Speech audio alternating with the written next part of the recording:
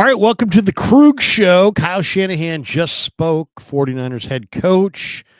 A lot of interesting stuff that we're going to get to right here. Let's go.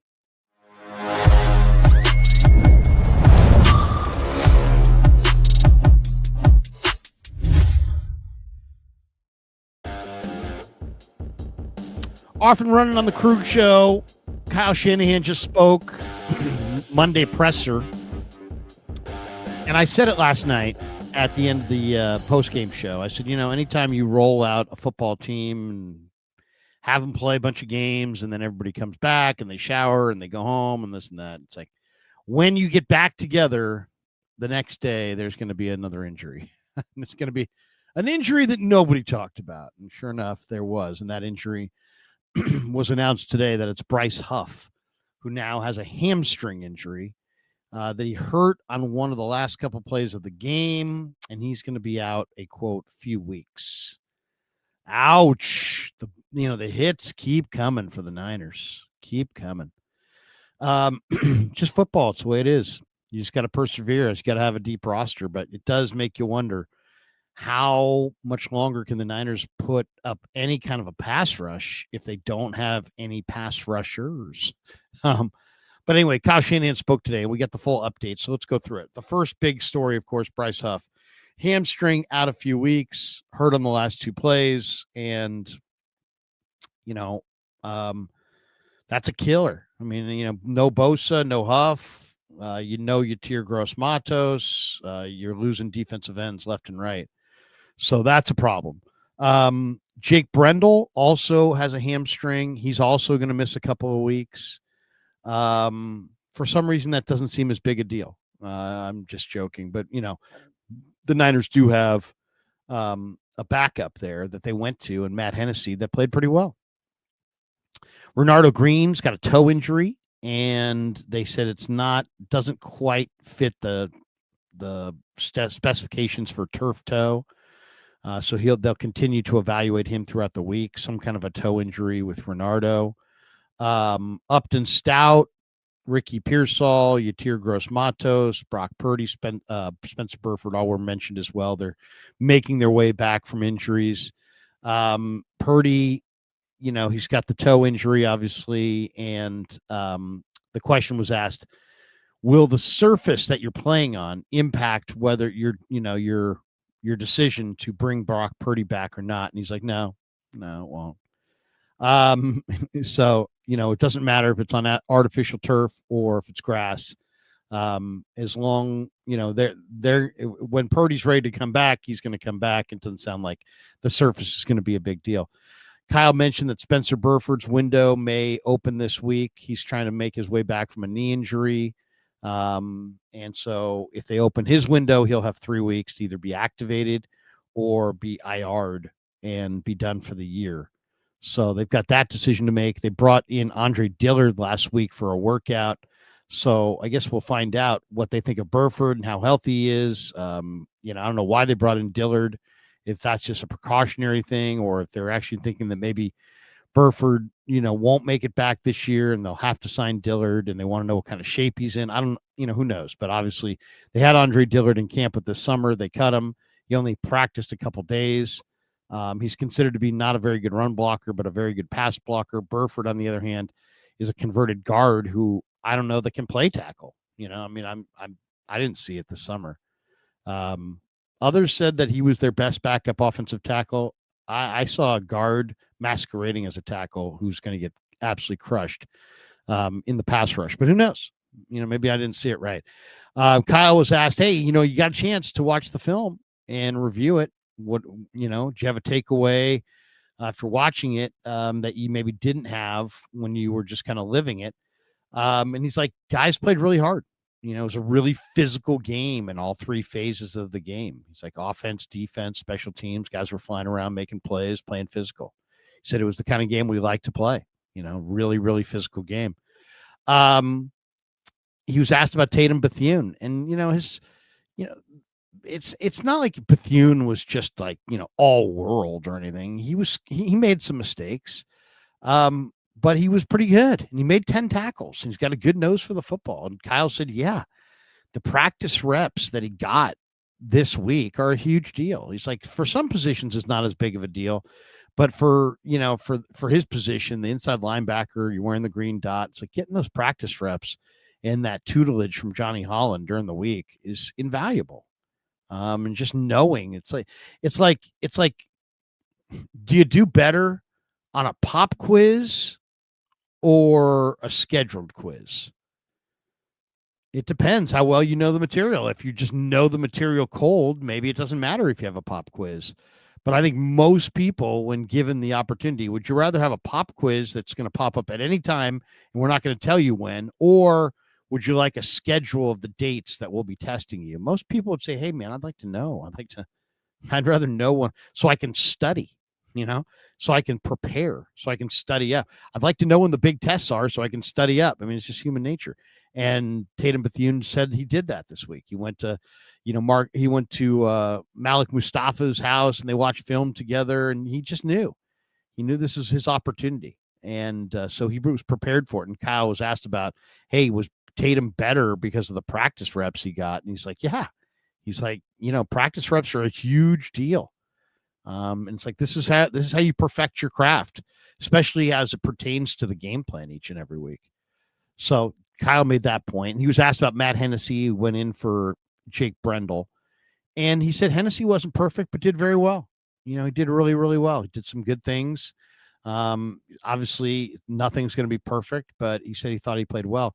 Kyle also seemed to have a lot of good things to say about the safeties. He said that Jair Brown played a really good game, and that Malik Mustafa, did really well, and that Mustafa's, reps limit. They try to limit his reps the first couple of weeks. That's now done. But he said he liked the way all four safeties played. He shouted out Brown and Mustafa, Siegel, and Jason Pinnock for all playing well. So, when you give up 10 points to an explosive offense like the Atlanta Falcons, there's more than one person doing something right. That's for sure. And Kyle mentioned that. I think the obvious question when you hear that Bryce Huff is down, and when you think about the impact that Bryce Huff has on the 49ers pass rush right now, Kyle was asked the question, I think Mayoka might have asked it, hey, now that you've got all these injured defensive ends, Gross Matos, Bosa, Teron Jackson was out early in the year. Now, you've got another injury here with Bryce Huff. He's like your best rusher by far. Will that impact your efforts to make a trade? And Shanahan said, hey, we're going to continue to look at all of that stuff. But I would say, if you said to me, what's the impact of this? There was already some rumors this weekend that the 49ers are really interested in some of the players the Jets have and may want to make a trade with the Jets. I mean, watching the Jets this weekend, the Jets are done. They're winless. They're playing poorly. They're playing out the string. It's a rebuild. Who knows? I mean, there's going to be a lot more tear down there before it's all said and done. And they've got players to trade, and they're interested in making trades according to the reports. So maybe now you got an injury to Huff. I mean, Shanahan said, hey, look, now it doesn't impact our efforts, but that's what you're supposed to say. Yes, we're desperate now. We have to do something before Sunday. I mean, what? Unless you're hell bent on paying more, why would you ever say that? So Shanahan said, well, you expect him to say, hey, we're going to continue to look at all of that stuff. We got people looking at all that stuff and this and that. And, so he's on record. Hey, we're already, we're doing our due diligence. But the Jets, I think, are a more likely fit now because they do have Jermaine Johnson and Will McDonald and Michael Clemens. They have 2 or 3 guys, and I said it a couple weeks ago. I mean, Hendrickson would be awesome because he's such a difference maker. But on this team, with the way, things have gone in recent years with injuries, I'd almost rather take multiples. If I could have Will McDonald and Jermaine Johnson, I think I'd rather have that than just one good defensive end. Get a couple guys. I mean, that's what I would do. Heck, if I could get 3 guys, I'd get 3 guys. Get as much as you can from the Jets. I would try to, especially if they know Robert Saleh, if they know his system, if he knows them, if he likes them, if he endorses them. Absolutely. Absolutely. I would definitely knock on the door of the Jets. Why? Because, you're going to make the trade. It's going to be week 9, week 10. If these guys don't know your system, it's going to take some weeks for them to get up to speed. If they do know your system, they might be able to hit the ground running. And if you need multiple guys because you've lost Huff and Bosa for the year, and Huff, at least for the next week or so, maybe the two defensive end trade makes sense. Anyway, just that's my idea. Nothing. Kyle didn't address that, but Kyle was also asked about Jordan Watkins, and he said he's pretty close to playing. He said, basically he's one player away from being activated. We'll find out if it happens. They don't show any real urgency in putting Watkins on the field, and I think that's going to really change as soon as he starts to play, because he's an electric, fiery, fast football player that can really help them. And they don't have anybody like that. He was asked about Malik Turner, who's had a couple of really good games on special teams. And Malik Turner was activated or elevated off the practice squad for the third time. You only get 3 elevations per player. So each player can only be elevated from the practice squad 3 times. Then they either have to move on to another team or you have to sign them to your active roster. And Turner is showing that he can be an impact special teamer. He was the Niners special teamer player of the week. It'll be interesting because they say on one hand they're prioritizing special teams, and this guy's starring on special teams, but you'd also have to sign him to your active roster to be able to play him anymore this year. So are they going to do that? He seems to be a player that, it's nice to have him, but other things may take priority. How many weeks can you afford to have Malik Turner on your roster when he's not really a receiver? He's really just a special teamer, but he's a very good special teamer. That might mean that you have to take off a couple other core special teamers or one at least to make room. Shanahan was also asked about Matt Hennessy and Connor Colby. And, he's like, hey, man, they battled. We ran the ball. We did some good things. Colby pushed or pulled CMC across the line. It wasn't perfect. He said it wasn't perfect, but they battled, which is kind of what Kyle says about a lot of the players that, it's like, hey, it wasn't perfect. This guy's performance wasn't perfect, but we liked it. Kyle was asked, because it's clear that the Niners may have used a little bit more gap scheme than they normally do, and maybe a little bit less outside zone than they normally do. And Kyle made the point. He's like, hey, man, we do gap scheme runs every week. He said we did a lot of gap scheme in this game, but we also did a lot of outside zone against Atlanta.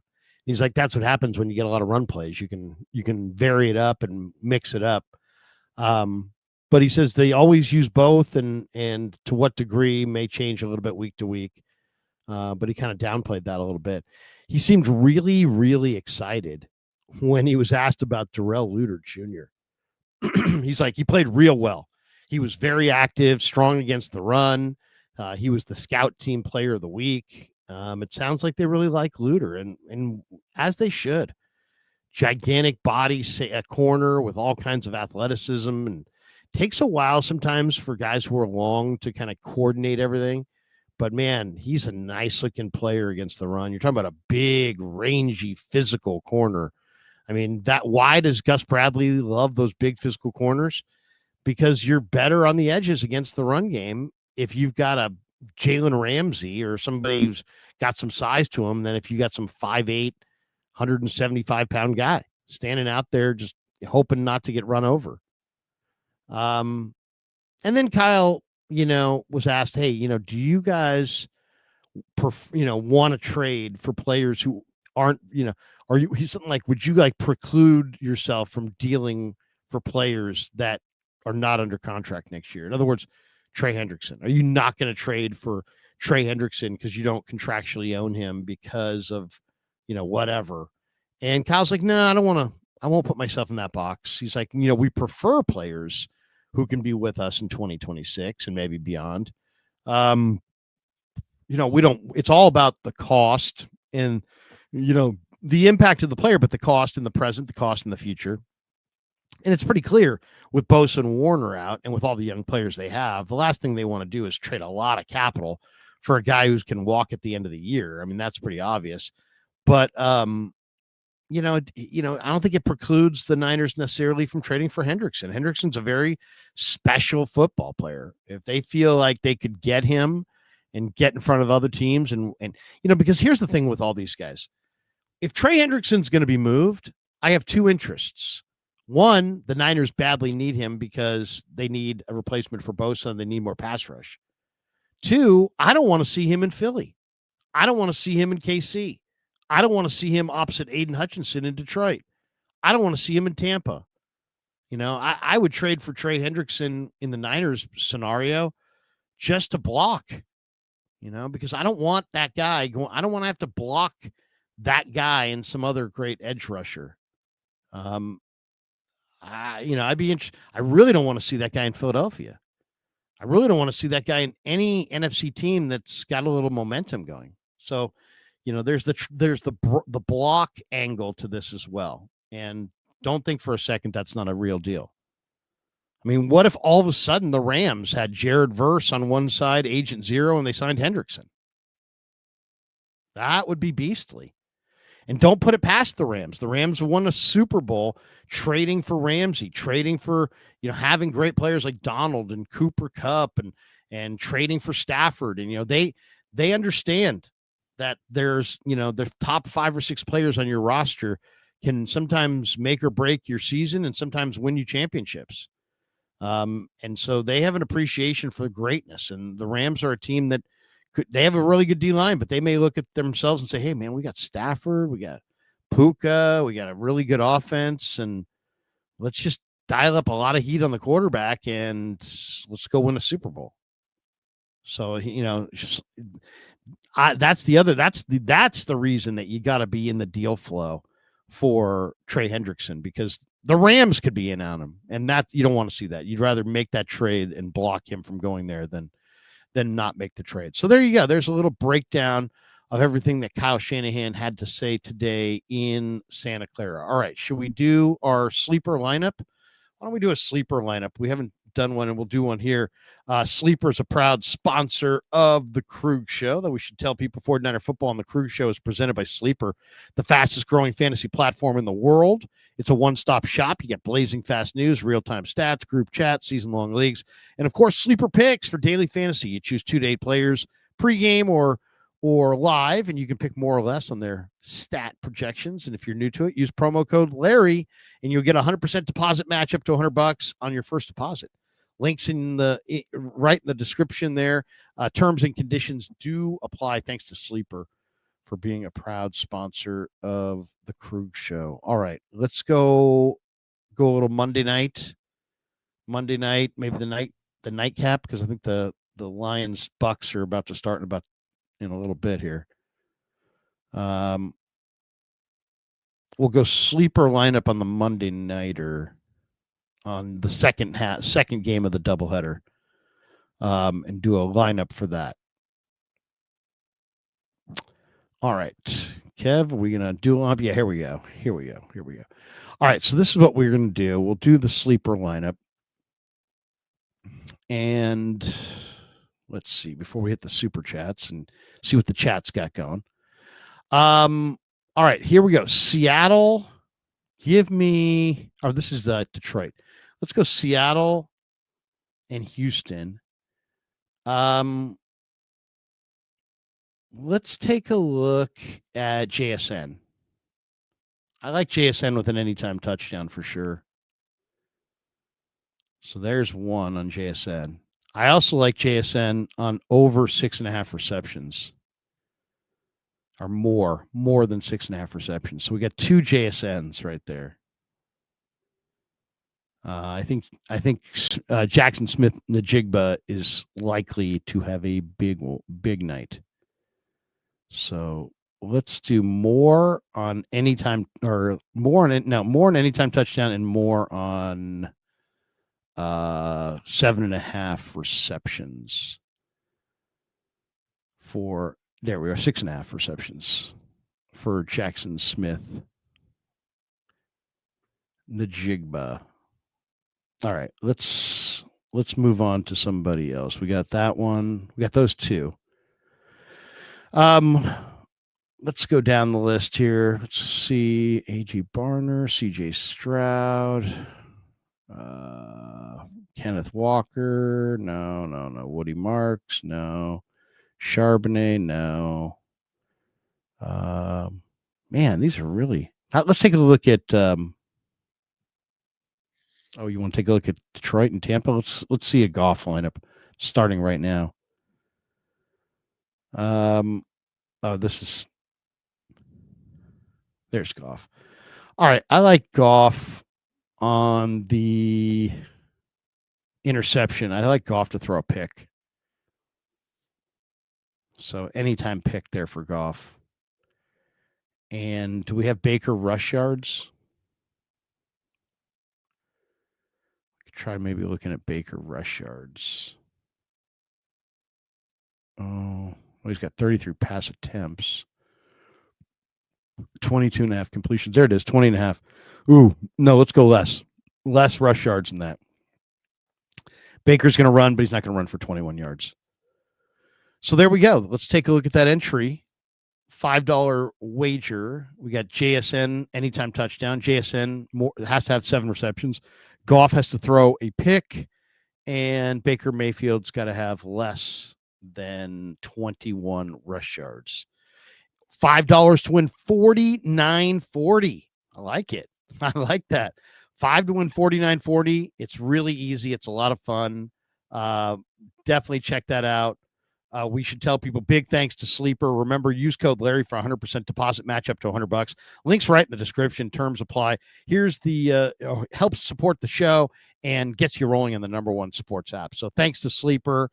A lot of fun. We do this every week, and we've won a lot of weeks. All right, let's check out some of the comments. We've got a super here. We've got one here from the great Ernberg in the house. He says, each week is one step forward, 2 steps back, shaking my head. I know. It's frustrating. It's like, how do you get going when really you lose players every week? The best team that you have is the team that you have. It seems most years the best team you have is the team you have in September. And then it just gets whittled down. But that's the NFL in 2025.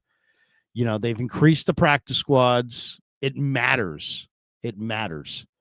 That's why it kind of bugged me a lot this summer when the Niners would, just have holes in the camp and they'd be like, we'll just bring in just some guy, just some rando who's going to, we've been in here before. And it's like, we know him. Yeah, we know him. And it's like, we know he's not good. We're going to bring him back because we know we can cut him without worrying about if we're cutting a good player. And I mean, it's just, how about use that opportunity to bring in players that you like? It's not just players that, for the day. And that's kind of what they did all summer. They brought in this guy and that guy, and look how many people they just shuffled through. Marquez, Valdez, Scantling, in and out. All these guys rolled in and rolled out. So I'd love to see them take a kind of a more of a developmental approach to their roster and look for younger, talented guys that your scouts really like. But it always has to be, it's like you ask Kyle, well, how do you come up with the players that you acquire? Well, it's like, well, if we've had them if we've had them before, okay, that's like one of the things he said. If we had them before, if we had this, if we knew them from something else, if we had some kind of, it's like if we have a connection, if we knew them from a prior coach, we coached against them. So it's like, unless you coached him or had like firsthand knowledge of the player, it's like, what about your scouts? There's a whole league of players out there. I'm sure, I guarantee the Niners pay pro personnel scouts to know all the players in the league. And it would be nice if they took a little bit more of a, hey, we don't know this player, but our scouts love him, and this is why they love him. And then maybe they might, I don't know, you may unearth a prospect or two if you take that approach. But they've gone with this familiarity situation. Well, we've had this guy before. Okay, yeah, but you found out last time you cut him before as well. It's like, and you kind of know he's got a limited upside. Let's see. We've got this one right here. Linwood Holland. Larry, is there any truth to what 95.7 said about Brock having something tear in his toe and needs surgery? I don't know anything about any tear in the toe. We just got off the conference call with Kyle Shanahan. He made no reference to it, so I'm sure that's not a report. That's just probably something they're speculating. I did hear they were playing some cuts from Melissa Stark saying that the Brock Purdy toe thing, that that it could be serious, and Mac Jones even made reference in the post game to playing next week. And personally, I don't want to see the 49ers go back to Brock Purdy next week, not because of some weirdo loyalty to Mac Jones or some kind of, oh, I'm done with Brock Purdy. I just don't think Brock Purdy's healthy. See, I get the advantage of actually watching this stuff because he's out there and he doesn't look good. And I said that last game, and it's like people were like, I don't know. It's like just because he's got the uniform and the helmet on doesn't mean he looks good. It's like you got to look at what they're actually doing, and we're getting just glimpses, so you don't want to put too much credence into it. But what trust your eyes. What you see is what you see. What I see is a guy who's laboring to move, gets to the top of the drop and looks like he wants to build a house there. He doesn't look like he gets to the top of the drop. He does not look like he wants to have that second level movement off of the, to run or to move around. He doesn't, he's hesitant to move. When he does move, he doesn't move as fast. He doesn't move nearly as quick. His escapability is not the same. His speed doesn't look the same. His arm strength doesn't look the same. His accuracy doesn't look the same. He looked better 3 weeks ago than he looks right now. The Brock Purdy I saw the other day in practice, throwing loopy passes, and just didn't look. He doesn't look like himself. Some guys are so unbelievably talented, they can be like 65% and get it done. But I don't think Brock Purdy's that guy. I think Brock Purdy needs all of his arm strength to step into these throws. I think he needs his toe. He needs his toe. I mean, he's not driving the ball. Believe me, I saw this guy drive the ball in training camp down the field to Jordan Watkins and make some of the best throws where he showed off the greatest arm strength I've ever seen from Brock Purdy. He looks like he doesn't look like that guy right now. He doesn't look like, he doesn't have the zip. He doesn't look like he's got the arm strength. It doesn't look like he's got the escapability. His entire game seems a little muted. And then his movement ability seems, pained, and he looks sore. I mean, that's what I see. So I would, yes, it's Brock's team, and when Brock's healthy, but you know what? Ride the hot hand. It's the NFL. Do not look the gift horse in the mouth. You're playing well. You're looking good. Mac Jones is in a rhythm. Stick with it. This isn't junior life. This is real life. I mean, it's not nobody. It doesn't say in the standings, oh, you have this record, but you put your quarterback out there and he wasn't quite right, and you were trying to no, a win's a win, a loss is a loss. So you have a healthy quarterback that's in rhythm and is 4-1 and playing really good football. And you're going to go to a quarterback who's not 100%, doesn't look good in practice, is 1-1 and has a painful turf toe that looks like it's really screwing him over. I mean, it looks bad. It looks bad. I'm sure this is a pain in the butt to the Niners and to Purdy, because it's out of nowhere, but it's the kind of maddening injury that you just can't shake and you can't play with it because it gets worse. And he signed the big contract, and he's a really bright guy, so he knows how it looks. He knows it looks bad. I mean, nobody with the Niners has any bad things to say or feel about Brock Purdy at all. But is not naive. He knows it looks bad. He just signed for $265 million, and now he's got turf toe, and he can't get out there and play. But the reality is, if he gets out there and plays and it's worse, then it's not a good situation. So personally, I'd go with Mac Jones. I'd go with Mac Jones for the next 4 or 5 weeks and let that thing quiet down or not. And if it doesn't quiet down, have surgery and call it for he's out for the year. Otherwise, I mean, what's the alternative? You're going to play him this week against Aziz Al-Shaair and Daniil Hunter and these guys, Will Anderson on that turf, and then he's going to get better? No, he's going to get worse. And then are you going to win? Probably not. He's not necessarily in rhythm. He's not necessarily. He's playing around the pain. He's a I think a compromised player at this point to some degree. You can't. I understand Brock wants to get out there. I get it. I totally get that. But it can't be about that. It's got to be about what's best for the team, and what's best for the team right now is for Mac Jones to keep playing. So that's how I feel about it. And I don't know if maybe you guys don't feel the same way, but that's the way I feel. I don't want to see Brock out there, not because I've got some affinity for Mac. I think Brock Purdy is the best quarterback the Niners have, but when he's able to play his game, which involves accuracy, all of the arm strength that he can muster, mobility, escapability, and if you take away his accuracy and his arm strength and his mobility and his escapability, now you're taking away who he is and what he is, and he's that. Without all those things, Mac Jones is way better than Brock Purdy. Way better than Brock Purdy. If Brock Purdy doesn't have accuracy, arm strength, mobility, escapability, but he does when he's healthy, and that's what makes Brock Brock, but he's not himself right now. And instead of trying to force it, he needs to be himself on our timeline. It's not going to happen. It's not going to happen. It's turf toe. It's bad luck. It's a bad break. It's just chalk it up to bad luck.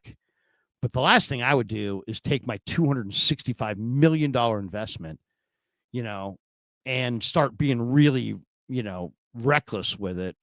And, I mean, you could really hurt yourself long term. You could hurt his career long term, and you could hurt your ability to part ways with the player if at some point you want to, if you get him so broken that it becomes a career threatening deal. So there's lots and lots of money on the line in this one.